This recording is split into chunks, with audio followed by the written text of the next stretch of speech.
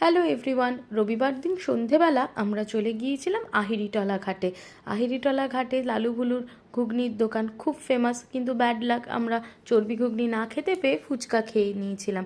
তারপর চলে গিয়েছিলাম লালুভুলুর আরেকটি খাবারের দোকানে। এখানে আমরা আগেও খেয়েছি, এখানেকার যে বিখ্যাত খাওয়ার চিকেন ভাপা এবং বার্গার খেয়েছিলাম, কিন্তু সেদিন আমরা নিয়েছিলাম মাটন মোমো। মাটন মোমোটা এক কথায় অসাধারণ খেতে ছিল। 100 টাকায় 6 পিস ছিল এবং এর ভেতরে একদম ফুল ফিলিং মাটন কিমার স্টাফিংস ছিল। অসাধারণ এটি খেতে ছিল।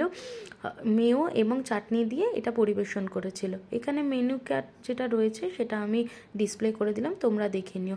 এরপরে আরও নিয়েছিলাম চিকেন টিক্কা মশলা র্যাপ, এটিও খেতে অসাধারণ ছিল। তারপরে আমরা চলে গিয়েছিলাম বাগবাজার ঘাটে, সেখানে গিয়ে একটু গান শুনে নিয়েছিলাম। दुनिया से जीत के